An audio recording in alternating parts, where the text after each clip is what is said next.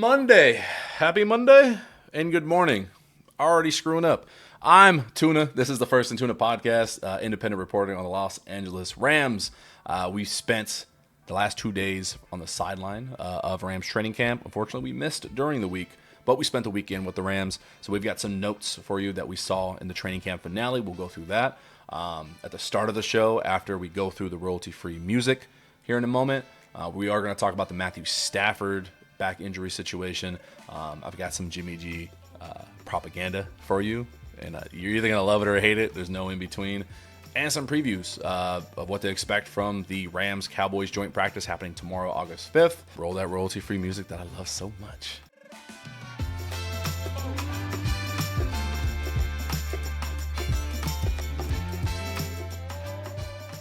Don't you just love that song? That's Seth Parsons' The Sun Is Out. I love it so much. Follow the socials at the bottom. If you are not following us on Substack, I highly recommend it. We dedicate a lot of our time trying to update stuff on there. I love my writing. I love to write. And I would love you forever if you followed me on there. So first and foremost, let's talk about Matthew Stafford. A lot of fans are getting a little worried. Let's go through McVay's comments on Matthew Stafford after practice yesterday. To set the context for you, if for some reason you're not following along, Stafford has not practiced. He's been at practice. Like, we saw him a few times last week. He's not hiding. He's walking around just fine. Obviously, we're not seeing him do anything. He's not participating in any drills. And when someone asked, hey, is he even going to participate in the jog through happening today ahead of the joint practice with the Cowboys? He's also not participating in that. He's not participating in the joint practice, nor is he, throw preseason out the window. Unless something changes in McVay's approach to preseason, we really don't expect to see him until week 1. There's no timetable for his return. And it's this quote that he gave yesterday after practice that is worrying a lot of fans. So, and I quote, "It's more just functional strength surrounding the area, while making sure that you don't do anything to set yourself back based on the trajectory that he's doing. But we are looking forward to getting him and easing him back into football, hopefully in the near future." Now, the question I was asked was, what exactly is he working on? If he's working independently, well, what does that look like? There's your answer. And it's those last few words that people are like, man, McVay, these McVayisms, for as much as we do love them, there's a lot that you end up not loving, because it's either tell us the truth or just don't say anything at all. But we are looking forward to getting him and easing him back into football, hopefully in the near future. You can cut it one of two ways.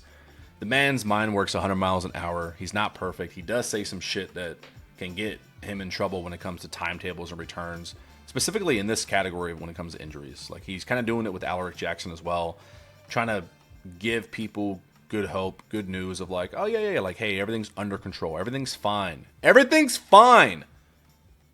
But then he says something like this and it feels not fine. It is a little concerning because the terminology he's using in regards to how they're centralizing, they're isolating that area, they're working out on that. It almost sounds like, my first thought was, hey, yo, did he have a procedure done? Are we missing something? I don't really think that's the case, but if it's popping in my mind for somebody who's confident that he's going to be fine, ready for week 1, for those who are not convinced, I can understand that this is a huge red flag, red alert. Unfortunately, we can just speculate, and we're not going to see anything until we see something. That's just kind of how the Rams operate, for better or for worse. So that's where we stand with Stafford right now. We don't know. I last saw him Saturday signing autographs, walking around. So take that for what it is. And now the not fun part some of you are going to bash me for. But to set some pretense for what I'm about to say, I'm in no way saying he is just as good as Stafford, or he can do the same things as Stafford, or he is able to elevate players the same way as Stafford. Every quarterback is different. If Jimmy Garoppolo has to play week 1, week 5, week 18, I don't care what week it is, the Rams can and will play championship level football with Jimmy Garoppolo at quarterback. I firmly believe in that. I feel extremely strong about what Jimmy Garoppolo can do from the quarterback position here with the Los Angeles Rams in 2025. And I'm not talking about just one game or 2 games. If he has to play for an extended amount of period, I'm confident. I'm comfortable. And I'm looking you right in the eyes when I say this. I'm standing 10 toes down on this. And it's not just because he's handsome. It's part of it. But just from what I've seen at camp, his ability to run this offense as if he is the starter, and from what I've seen from Jimmy Garoppolo in camp, very good at running this offense. Has a connection with Davante Adams that stems back to their days in Las Vegas. We can't just ignore that part. I know the part that gets brought up with Jimmy and Davante in Vegas, or the comments that Davante made on the sideline of, hey, I'm gonna get fucking killed out here. I need to my life is in danger. There were bigger issues than just Jimmy G there. Was his play good? Fuck no. Mind you, what did he have? He had a back injury or a leg injury. I forgot it was. Shows my bad research here for what I'm about to say. But he was injured, ended up losing his job. And Josh McDaniels was the head coach. A guy who has been fired twice as a head coach, both times before his second season even ends. Like, they didn't even let him finish his job before saying, please don't come back. If we're going to look back at old stuff and we're only going to talk about his days in Vegas, you're not looking at the whole picture. You're ignoring his time in San Francisco. Did he end there not as graciously with the whole Brock Purdy, Trey Lance situation? Yeah, and I feel more of a blight on the San Francisco organization than anything else. But from his time there, he had an overwhelmingly successful career with San Francisco. Playoff caliber teams, Super Bowl caliber teams. He was one throw away from beating the Kansas City Chiefs in that Super Bowl. Overthrow, shit happens, man. We can look at that as not clutch, and that's fair. That's one throw, but one throw of many. He made other great throws that game. He made other great throws in the playoffs to get them there. Other great throws in the season to get them to the playoffs. But I get it. It's football. We're very reactionary, and we're going to focus on the one key moment that, shows your evidence the most. I don't look at it that way. I look at it as successful, honestly. Jimmy G, when he's put in the right situation, when he's put in an offense that is going to focus on his strengths, allowing him to just play football, limit his mistakes, put really good weapons around him, put a coaching staff behind him that has given him full confidence to, hey, run the show how you want to, has a defense, has a run game. What does that sound like? Am I talking about the San Francisco 49ers years where they went to the Super Bowl? Or am I talking about the 2025 Los Angeles Rams where he currently might have to start games for the Rams because we don't know what's happening with Stafford? The same is true with both. Now insert into the mix his time spent with Davante Adams. Him and Davante, for as whatever we wanted to depict their relationship as, that Davante Adams is now recently debunked because he even said, we had bigger issues in Las Vegas. We're cool. I fully believe that.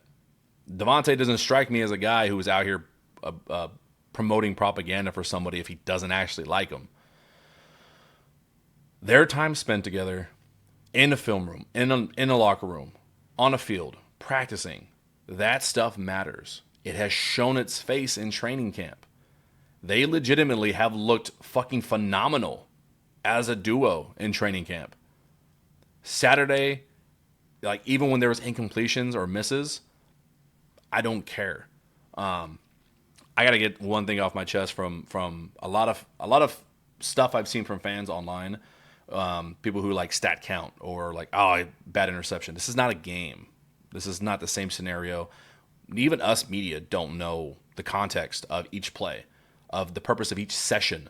Like session 6 of a Saturday camp, Saturday practice can be, hey, we're going to run these plays that we're kind of not sure if we want to keep in the playbook against the toughest look possible, where it's either going to be a touchdown or a fucking interception.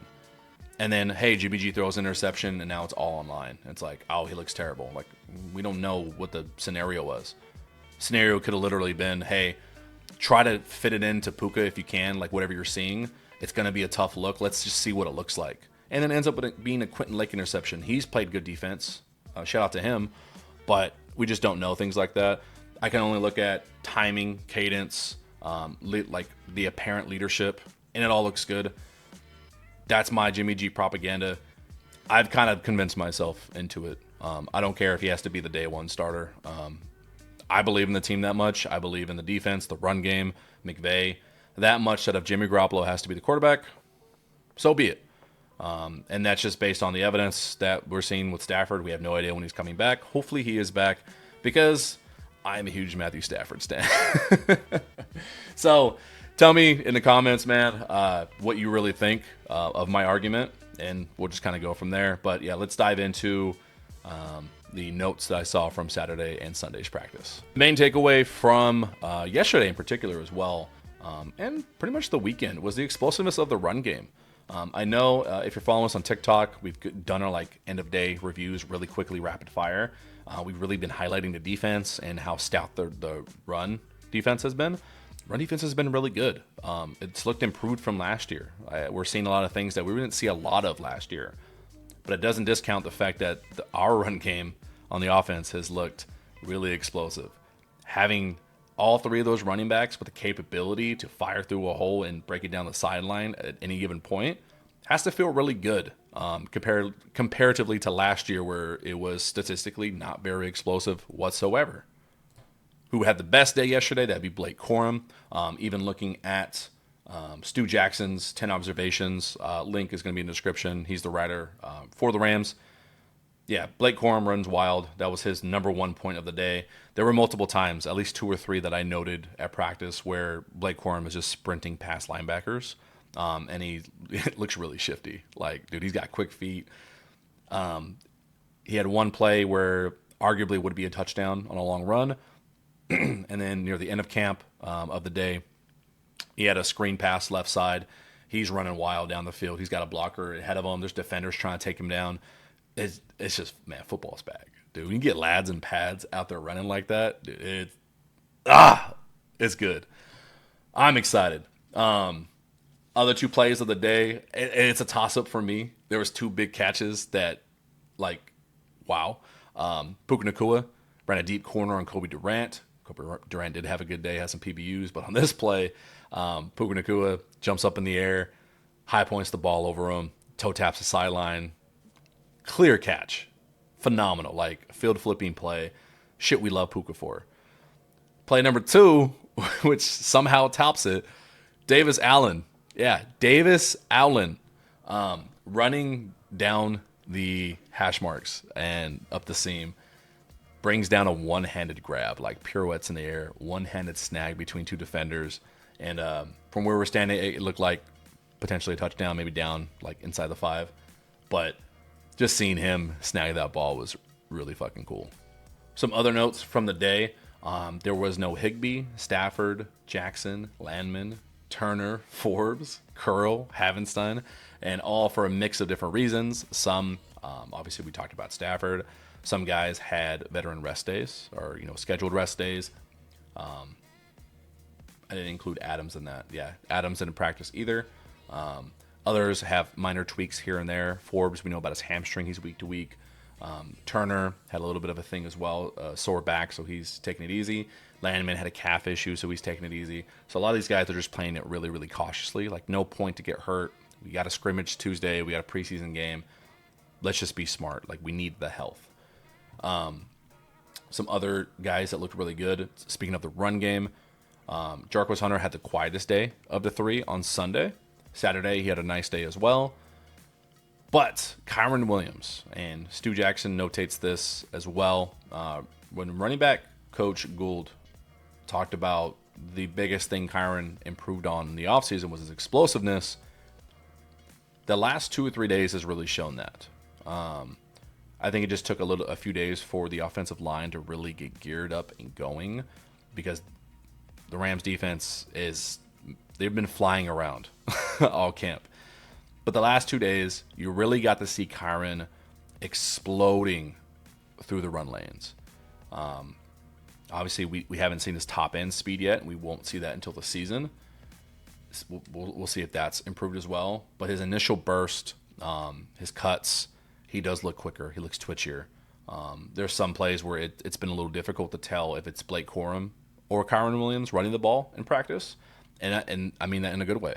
And then you follow that up with, you have Jarquez Hunter as your third, an explosive rookie who is not afraid of contact. Like, the dude headhunts DBs and linebackers. If that's your third option as a spellback, Rams' run game might be in really good shape. This is the point where I'm just going to burn through some of the random notes that I took throughout the day yesterday. And in whatever state there's something pops up, then we'll talk about a little bit more. Let's see. We had Spates had a tough pass breakup on Parkinson over the middle in the linebacker area. He really had to climb the tree, and that was something that we've seen an improvement from Spates as well in camp. Windows are tight around that linebacker area.